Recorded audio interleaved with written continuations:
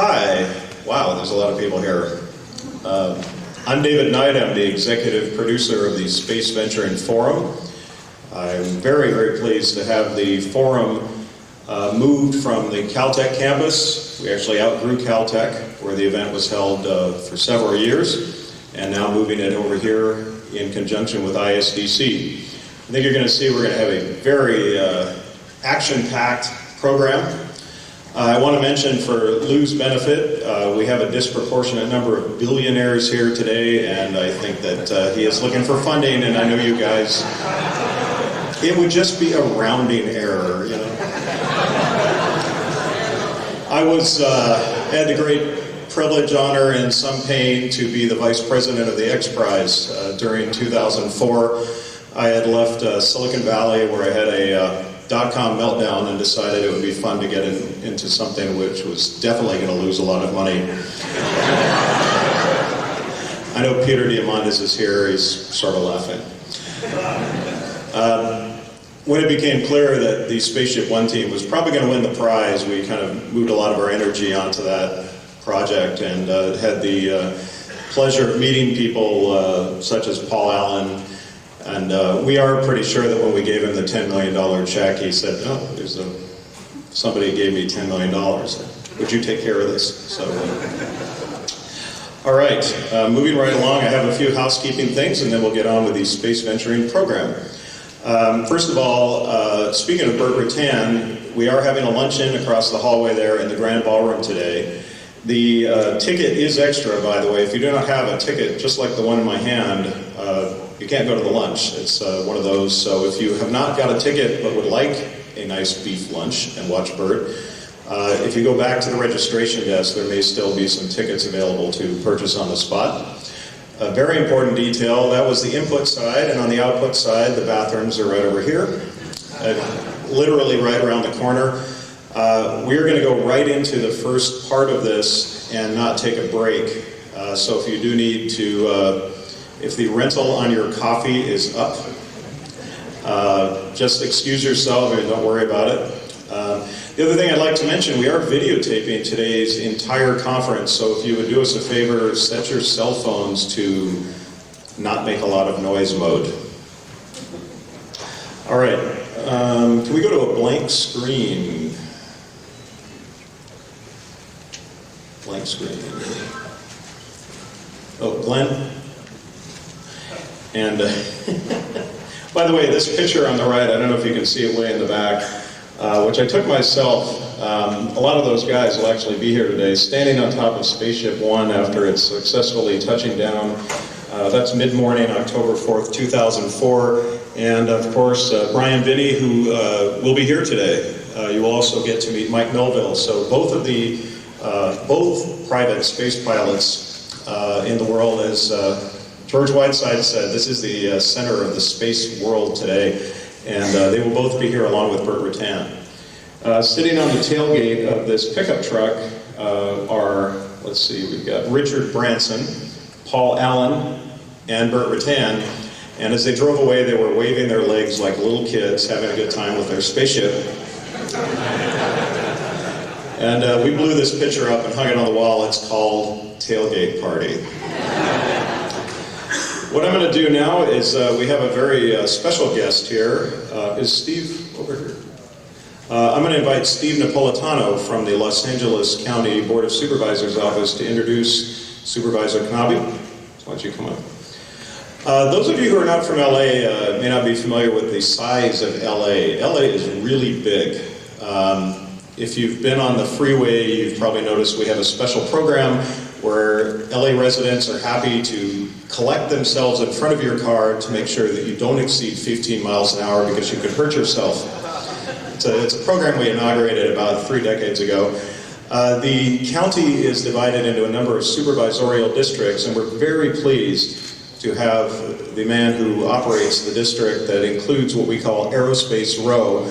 And indeed, Los Angeles is one of the crucibles of the aerospace industry, going all the way back to its very beginning.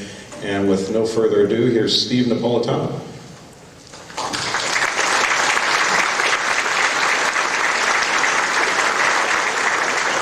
Thank thank you very much. This is a surprise to me as much, I'm sure, as it's a surprise to you and the supervisor right now. But it's my pleasure to introduce my boss, because I love my job, and Supervisor Knabe does a fantastic job for the Los Angeles County, the citizens of Los Angeles County. And as you've heard today many times, and you will continue to hear today, Los Angeles County, and in particular the 4th District where you are today, is the center of the universe for aerospace. Supervisor Knabe is a big part of that, and a big supporter of that. You'll hear more about that in terms of support for the LA Air Force Base and aerospace around here in general. We saved a lot by saving the LA Air Force Base around here, and Supervisor Knabe was a huge part of that. The supervisor was first elected in 1996 after serving as chief of staff to the former county supervisor here, Dean Dana, and he's been re-elected ever since. I don't know that he's even been challenged. He does such a great job, and he's much beloved by everyone here. So without further ado, I'd like to introduce my boss, Supervisor Don Knabe.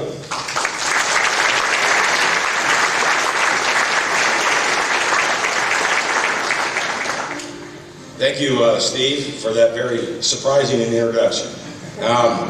Anyway, good morning to all of you, and welcome to the 4th Supervisorial District. As Steve mentioned, Los Angeles County is the largest county in America. Over 10 million people. Our county budget's in excess of $19 billion, that's with a B. 88 cities, of which the city of Los Angeles is the largest. And in my district, in addition to the aerospace, I also have LAX as well as both the ports of Long Beach and Los Angeles, so it's sort of an economic hub. I did see Lou sneak out of the room, but I was amazed at how easy it is to get government funding. We're not having that luck in Washington right now, but other than that, we're doing fine. But it's a great pleasure to be with you today and to welcome all of you to this great event. And I'm especially pleased, obviously, that you're meeting here in not only in my district, obviously, but more importantly, the heart and soul of the aerospace industry. For over 70 years, the industry has played such a big part, going back to the 1920s, when the region's first airplane factory was built on a few acres from here in the city of Downey. And Downey is also in my district. And in the process of putting together a massive museum out there for the history of aerospace. For the next several decades, the industry grew in the 4th District in the county, including corporate outposts and factories for Boeing, Northrop Grumman, and the Jet Propulsion Lab. Obviously, parts of the Apollo program were designed and built right here. And today, the Los Angeles Air Force Base, just a few minutes down the road here, is one of our nation's most important facilities for the R&D of space and missile systems. So we truly are the middle of the aerospace backyard, and although we've had a few setbacks in the last few years, we sort of rallied as well. We thought for a while, as you read on the BRAC closures throughout the country, that the Los Angeles Air Force Base was on that list. And it was an incredible amount of support, not only politically but publicly, because all of a sudden everyone realized from the South Bay and throughout the county of Los Angeles and the state of California that the impact of some 160,000 plus jobs and $60 billion a year in contracts being administered by this. And so everybody realized that they may not have the Air Force Base physically located in their community, but the outreach was horrendous. And so we worked very, very hard to survive that. We continue to watch the BRAC list as it motors the way through, and they start to talk about things going to New Mexico or Colorado. It was a huge victory for Southern California, Los Angeles County in particular, and the state as well. Unfortunately, a few weeks ago, I was down at the Boeing facility in Long Beach, which is also in my district, to see the last rolling out of the 717. Rolling off the assembly line for the last time. We continued. I was just in Washington last week fighting for additional funding to keep the C-17 alive as well. So it's been a very, we have the Sea Launch Company operating out of the Port of Long Beach. So we've got a lot going on, but Project Apollo obviously remains the last great act that we look at, a federal government, undertaking something that had a sense of optimism and look forward to the future.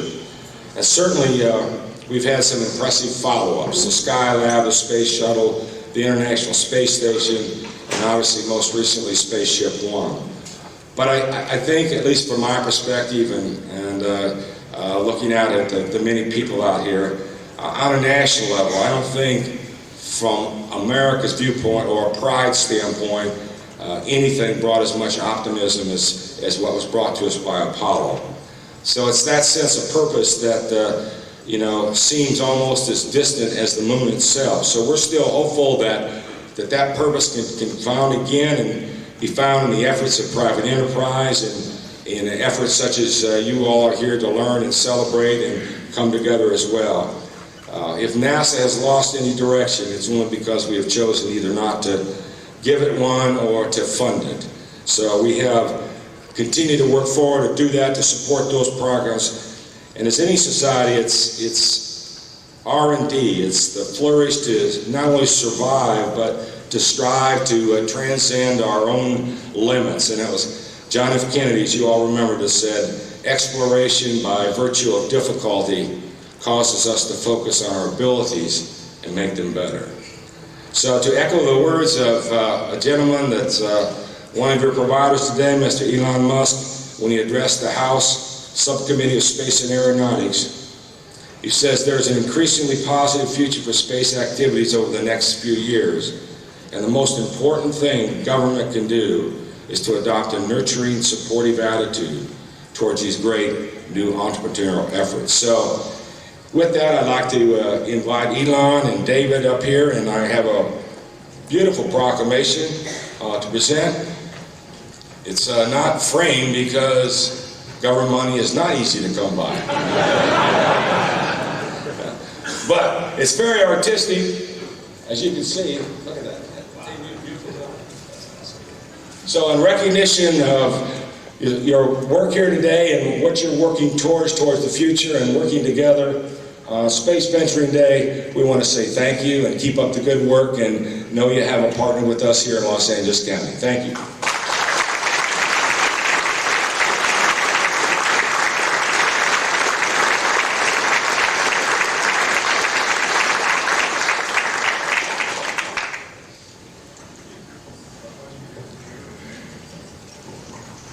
Thank you, Don. That was great. We decided it would be very appropriate to provide the Space Venturing Proclamation to Elon. Without question, Elon is one of the shining lights who is bringing us into the new era of space entrepreneurship. And he is talking about somebody putting their money where their mouth is. He has funded this personally, and there's quite a lot of people working about a mile or so from here at Space Exploration Technologies, and we're about to bring him up and you'll get to hear him talk.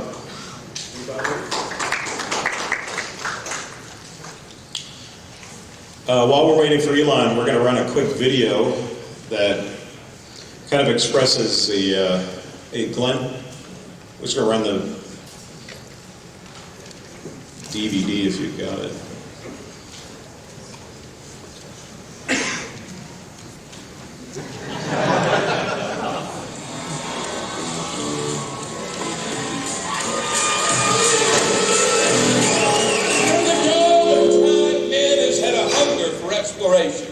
No matter where he had to go, what he had to endure, or who he had to eat along the way.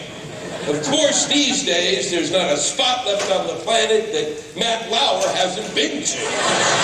Or so we thought, until an international team of scientists. When it comes to exploring, man isn't just limited to Earth. At this very moment, we've got 2 rovers collecting samples on Mars, a space capsule that just returned after capturing dust particles from the tail of a comet, and a space probe called New Horizons, which is on its way to Pluto.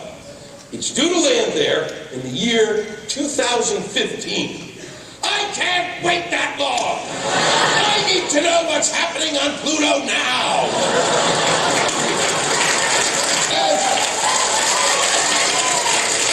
As for Mars, we're still getting incredible photos and collecting crucial data thanks to a couple of robots. Robots! As far as I'm concerned, we haven't been there until a guy with an American flag hits a golf ball. John, thank you.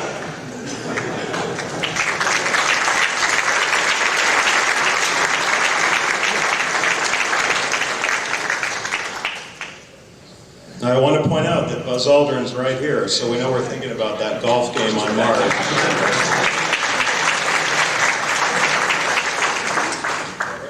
Elon actually doesn't need much introduction to this group. I think everybody is very familiar with him and his background. So to give him the maximum time, we're going to turn it right over to Elon Musk.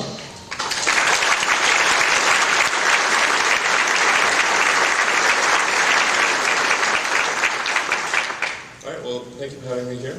And start off with a few videos, and then just give people an update on SpaceX, and then open it up to questions. Feel free to ask me anything you'd like. So this is the, let's see if we can get this up. Yeah, there it goes. This is the view from a nearby island on launch day.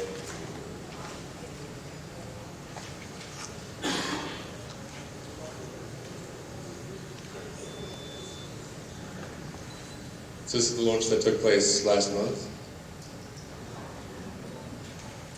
And then let me dig up a few things. Yeah, exactly.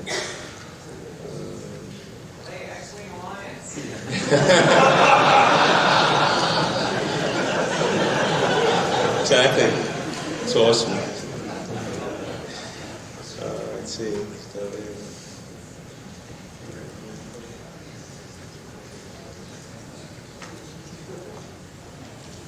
So this is the onboard rocket camera.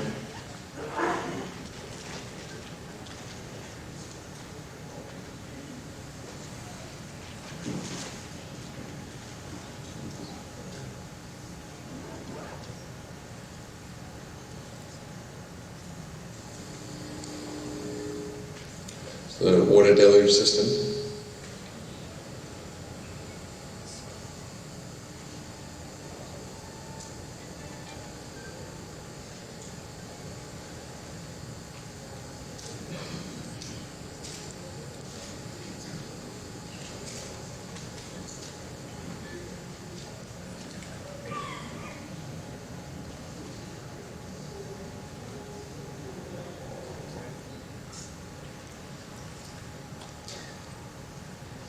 So I think some people have seen these videos, some people haven't, so I thought I'd start off with them.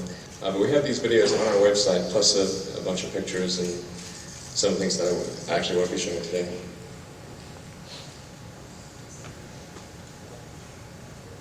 So the island you see receding in the background is called Amalek. That's our launch island.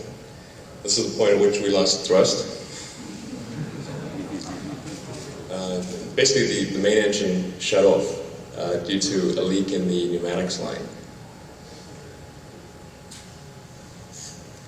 And we're ballistic at that point.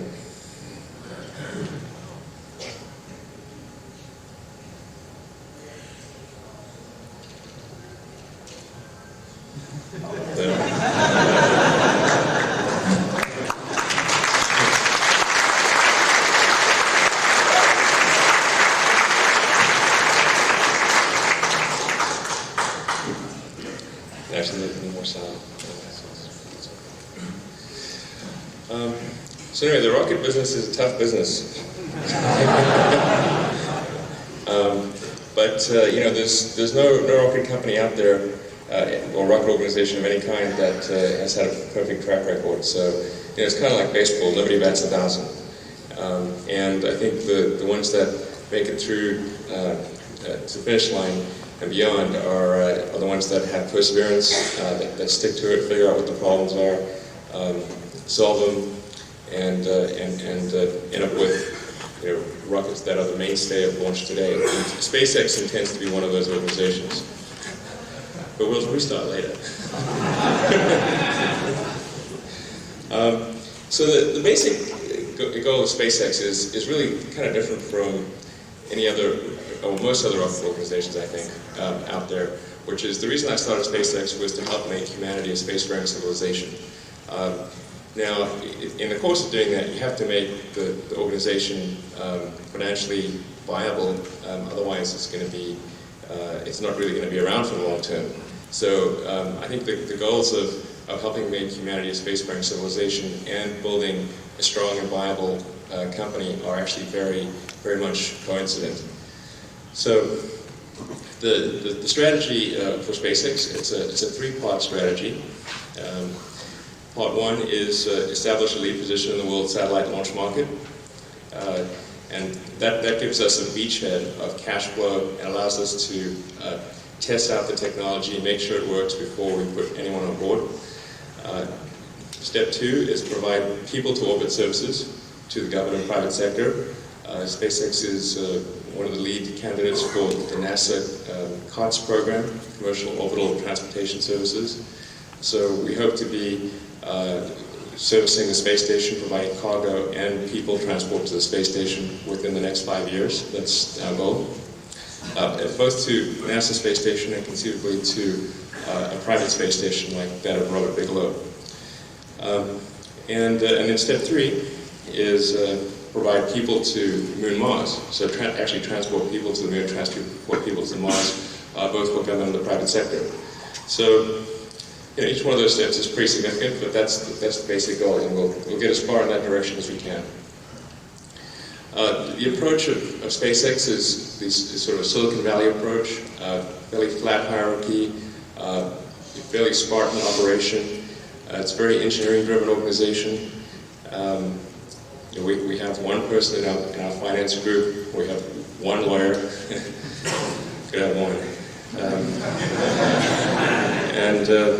So we have what I call also a high signal-to-noise ratio, where engineering is signal and management is noise.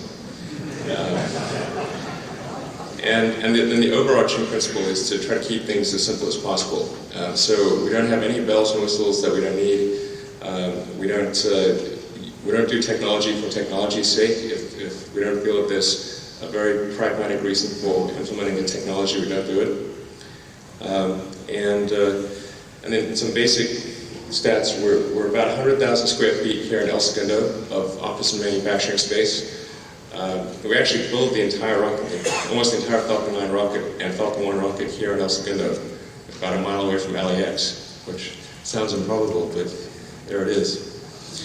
And then we've got a 300-acre propulsion and test facility in Texas. That's where all the fire and smoke occurs, apart from the launch pad. So we do all of our engine testing, big structural testing out there. It's a very cool place. It looks like a set from the X-Files. And we're about 180 personnel now, and probably be a little over 200 by the end of the year. So this is what SpaceX headquarters looked like 4 years ago, well, a little under 4 years ago. Not much there. That was 1 year later. We had a prototype on the assembly track. That was in 2004. We had the qualification vehicle on the launch pad at Vandenberg. And this is May of 2005. We did a hold-down firing at Vandenberg. And then for various reasons, we weren't allowed to launch from Vandenberg. So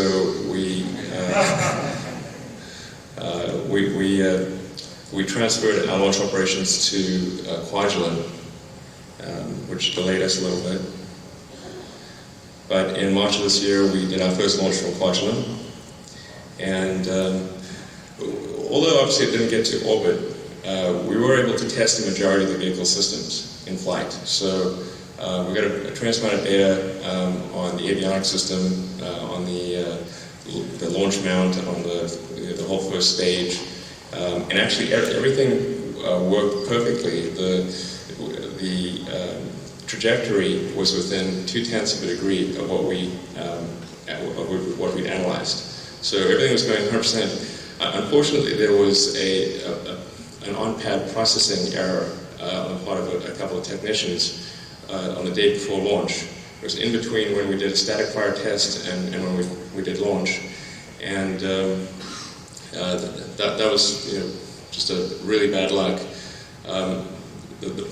What caused the problem has not cropped. We've done hundreds of engine tests, and not once has the problem that occurred on launch day shown up. So, when we make it, it's sure ain't going to be luck. That's for sure.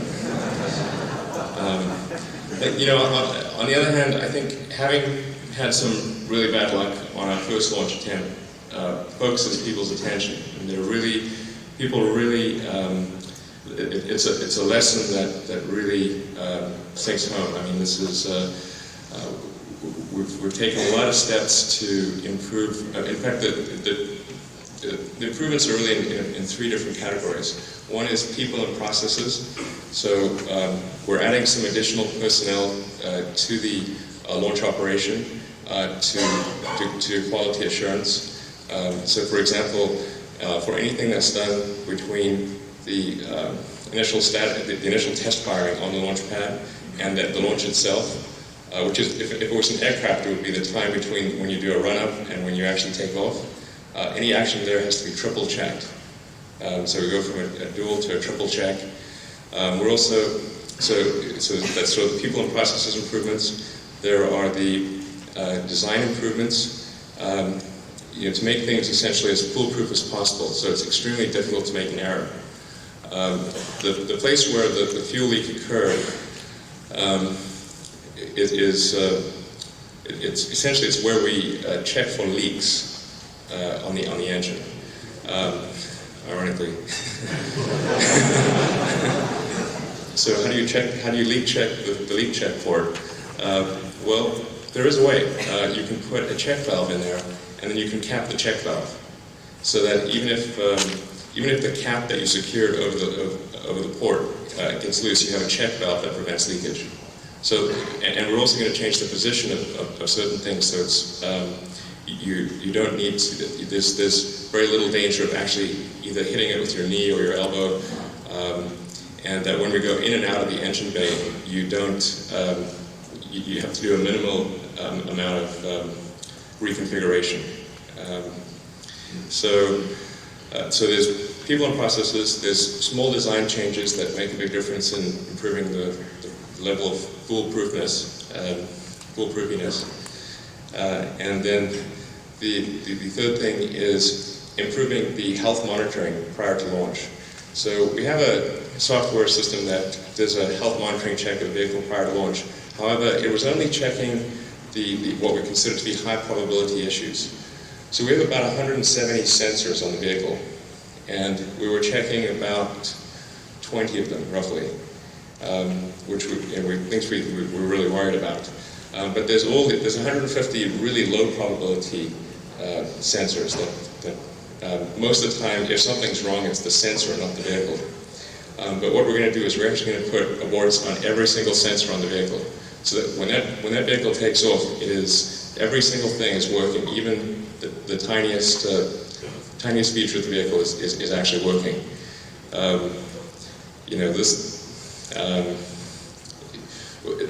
The result will be that there's going to be more false aborts. We will incorrectly abort a launch when there's actually nothing wrong with the vehicle, it's just the sensor. However, the launch reliability itself will improve. So this is a simulation of what would occur in the ideal scenario.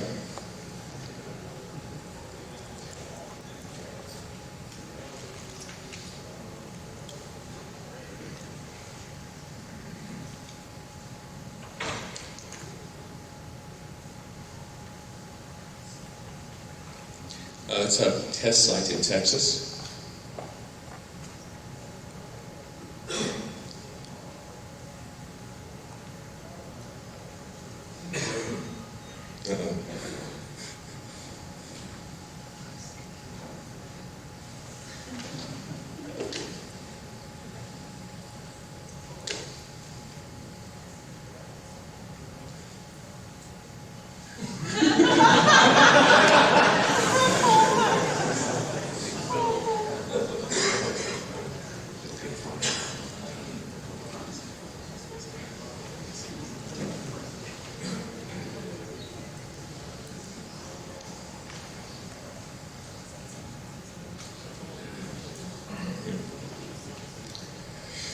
Anyway, let's move on from that video.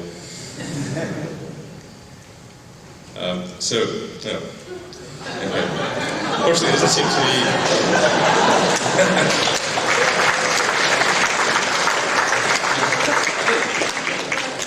there was a little more irony in this presentation than I anticipated. Yeah, there's no place to plug it in.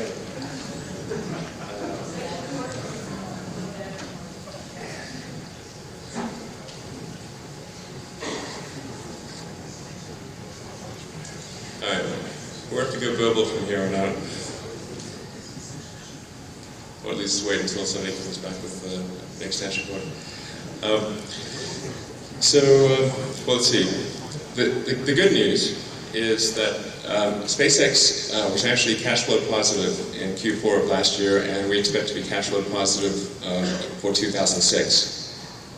That's just based on the tremendous customer demand that we've had for our launch vehicle. So, to give you some idea of our launch manifest coming up, we have another demo launch in the September timeframe. We have TACSAT 1 launch it's another DoD launch in December. We have a Malaysian launch in February. We have another DoD launch in May. We're close to closing a commercial contract for another Falcon 1 launch in the third quarter of next year.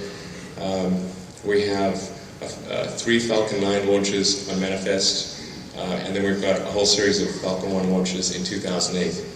We publish our manifest on the website, so if you're curious, you can take a look at it. But at this point, I think we've got about 11 launches that have been sold. So we're at the double launches.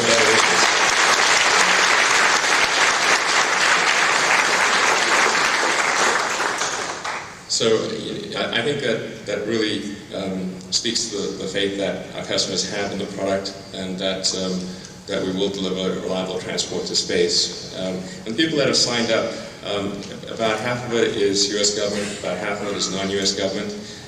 One could argue that some of the U.S. government launches, they've got a national interest reason to sign up for a SpaceX launch, but for the non-U.S. government folks, it's purely a decision based upon what they think of the product. And so that's, I think, a really good sign. So,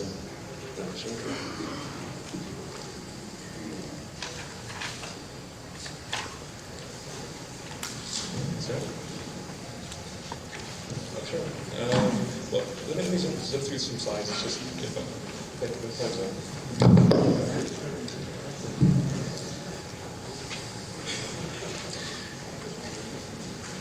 There we go.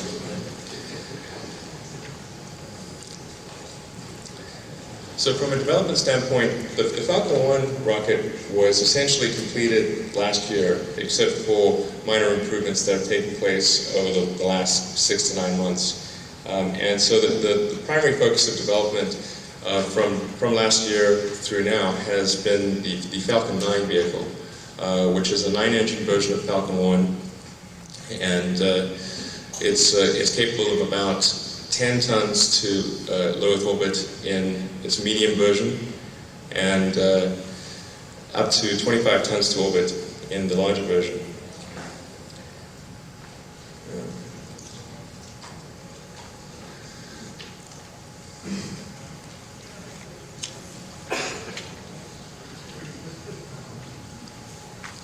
There we are.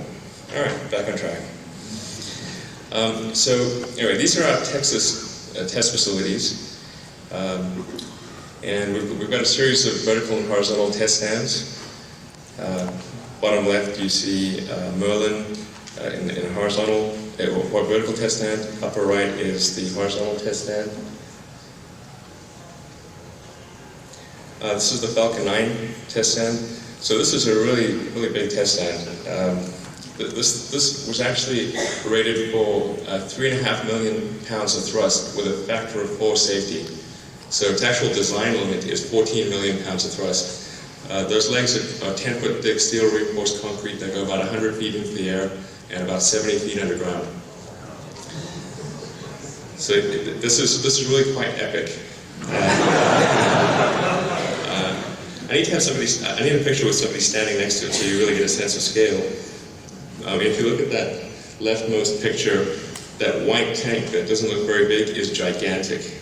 And there's a little lift on the side of it that you can go up and down. So far what we've done, I think, is made some really good technical progress. The first stage of Falcon 1 has a 94.5% mass fraction, and that includes the recovery system. So it's actually the highest mass fraction boost stage in the world right now, following the retirement of the Atlas II and Atlas III. The main engine is only the second American orbital booster engine in 25 years. And it's actually the first all-new hydrocarbon orbital booster engine in about 40 years. The last one was developed in the 60s. And then our upper stage engine is one of the highest efficiency upper stage engines ever. It delivers upwards of 337 seconds of ISP. And then we did all the stage and bearing separation systems. We've got a 21st century avionics system, because the entire rocket, Falcon 1, was designed in the 21st century. It's the first rocket, first orbital rocket designed in the 21st century. We did all the guidance and control algorithms, 2 launch sites, the structural and engine test facility in Texas, and then all the tooling for Falcon 9, and we also did a prototype crew capsule. So this is the launch manifest that I was talking about. And there's a few more launches that we'll be able to add to this, I think, in the next month or two.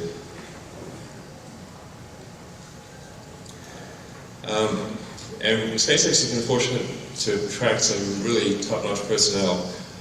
Jim Mazur, the head of Sea Launch, just joined SpaceX as president and COO. And he was president of Sea Launch. Before that, he was chief engineer for Sea Launch. Before that, he was chief engineer of Delta III. Tom Mueller was head of rocket propulsion at Northrop Grumman. Jackie Nesselrode was head of production for Delta IV at Boeing. So there's some really rich expertise at SpaceX, both at the senior level and at the junior level. So Falcon 9, one of the big advantages of Falcon 9 is it has engine out reliability. So it'll be the only US vehicle where you can lose any engine or motor and still achieve orbit. The last time we had that was the Apollo program. And I think there's a lot of value to engine out capability. I think most people would be really uncomfortable getting on an airliner that had only one engine. Or worse, an airliner that had multiple engines, and if you lose any of those engines, you end up in the ocean. But that's really the case with rockets today, or most rockets. And then the upper stage is also powered by a Merlin. So we're really making a lot of use of this engine. It's in Falcon 1 first stage, Falcon 9 first stage, and upper stage. And these are a few other rockets out there that have made good use of multiple thrust chambers. The Soyuz, which has 32 thrust chambers, and is arguably today the most reliable launch vehicle in the world. It's our primary access to the space station. And then the Saturn 1B, which had a perfect track record, and that had 8 thrust chambers, 8 engines. I use thrust chambers because the Russian definition of an engine can be a little different from the US definition of an engine. And this is the Falcon family. Like I said, Falcon 1's pretty much done. We're essentially working on Falcon 1.1 right now. And then Falcon 5 and 9, and going on from there. And then assuming Falcon 9 goes well, we'll do a vehicle that's even bigger than Falcon 9. All right, so what questions can I answer? You mentioned that you brought the Silicon Valley engineering to noise ratio down here. Typical Silicon Valley development environment might be characterized as rapid prototyping, where you build something, try it, build something, try it. Traditional aerospace mentality is you got to get it right on the first time to generate more paperwork and hardware to verify that. How do you know those two cultures have a get it right the first time while maintaining the benefits of the Silicon Valley engineering culture without the rapid prototypes? Right. Well, rockets are orbital rockets, particularly where you can't do expansion of the flight envelope. you really do need to aim for getting it right the first time. And we certainly that was certainly our goal, to get it right the first time. But unfortunately, it's really difficult to get it right the first time, particularly when you're dealing with an all-new vehicle and an all-new company. But our approach is, I think, to iterate in the sense that we're actually starting with Falcon 1 because it's the smallest useful rocket that can put something to orbit from our perspective. It's roughly 1,000 pounds to orbit capability. So even though our long-term objective is heavy lift, even super heavy lift, I thought it made sense to start with something small, make our mistakes on a small scale, and then, to your point, iterate to get to something, so that by the time we get to something like the Falcon 9 or beyond, we've tested out a lot of the technology in the Falcon 1. So I think that's kind of how we try to meld the Silicon Valley and rocket cultures.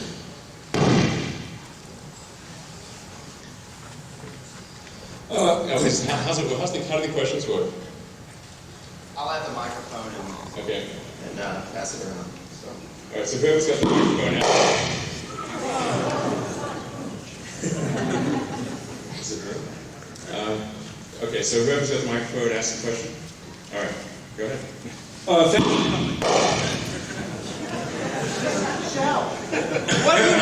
What do you mean by mass fraction? Hang on. I didn't see any aerodynamic surfaces. That's cool. And then how much of the spacecraft is composite materials? Thank you again.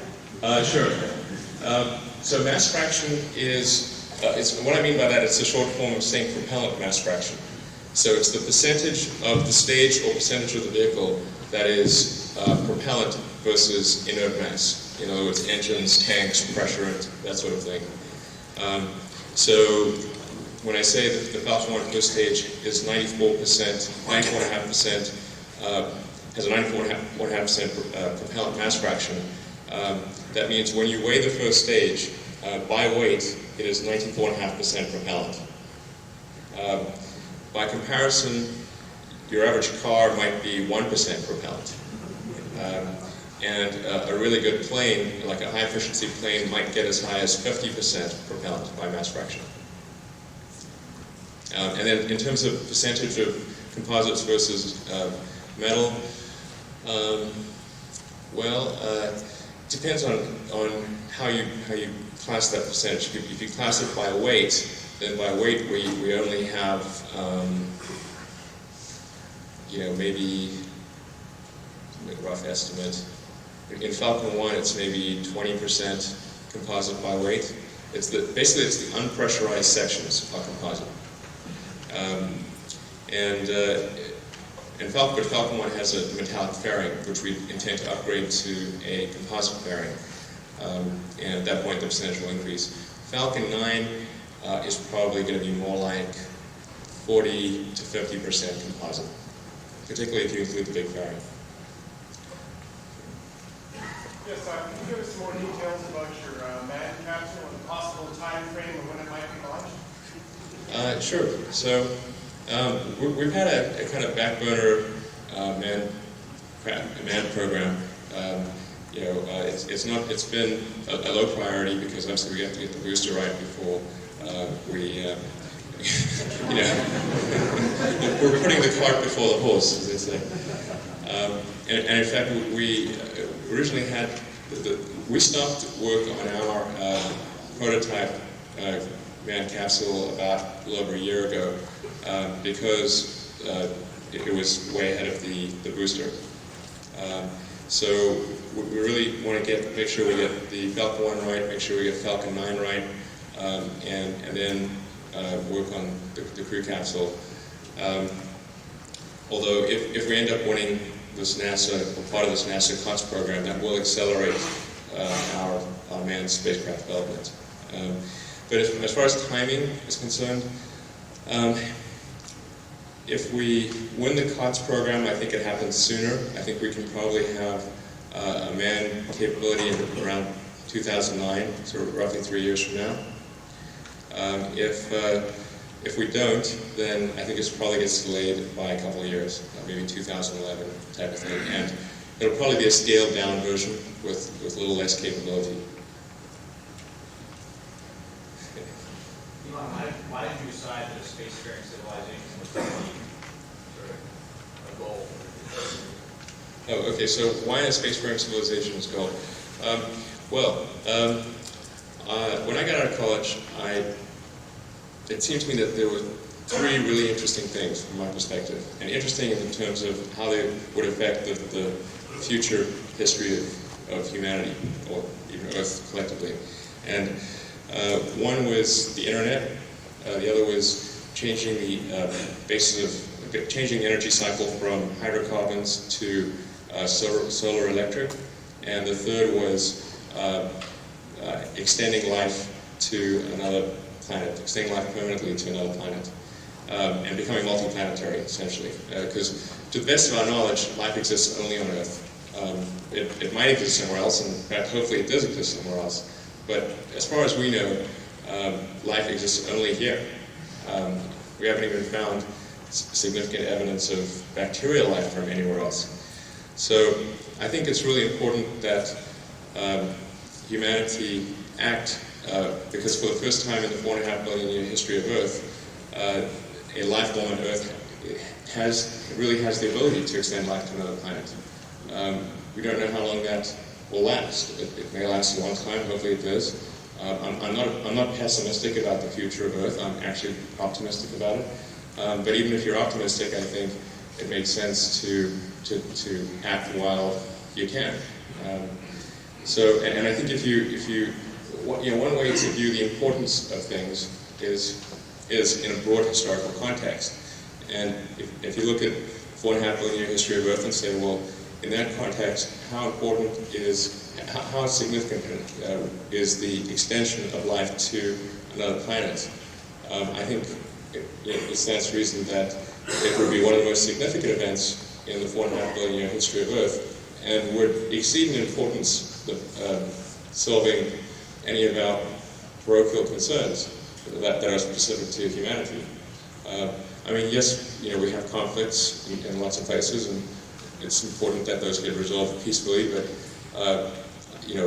there will always be conflicts, I think, to some degree. And yes, there are diseases that need to be solved, and I applaud those that wish to solve those diseases. But the net effect on society is at least advanced society, is maybe a year or two increase in the average lifespan. Certainly desirable, but I think those things pale in comparison to the extension of life to another planet.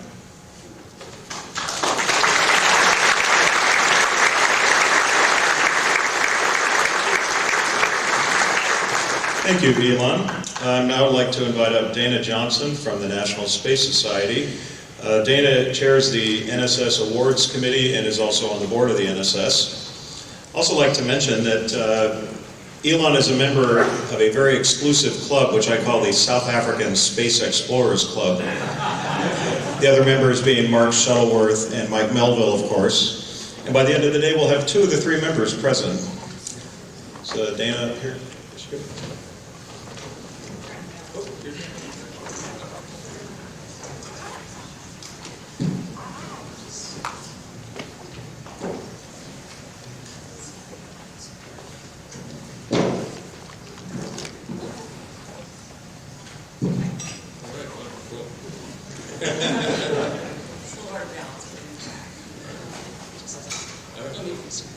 Thank you.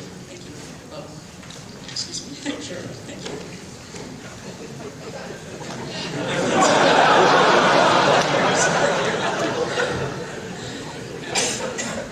Thank you very much. My name is Dana Johnson. I'm on the board of directors for NSS and also the awards committee chair. Every year at the International Space Development Conference, the National Space Society makes a number of awards. Various awards like the Heinlein Award, the Von Braun Award, and the Space Pioneer Award. It's our way of acknowledging the way that individuals and groups have made significant contributions with the society's goal of free space communication. Excuse me.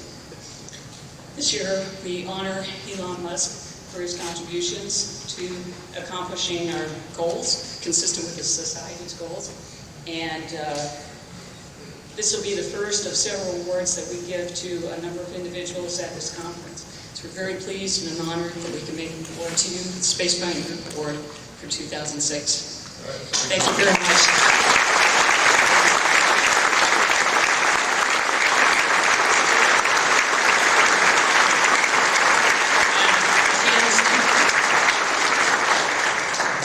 This is a pewter moon that was designed by the Baker Art Foundry in Placerville, California, and we use it to symbolize the spacefaring nation and things that we have to do to accomplish our goals. And so we hope you enjoy the award, and thank you very much for being here. All right, thank you. Thank you.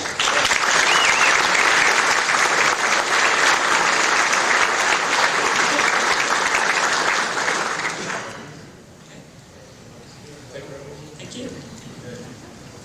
Can you carry that?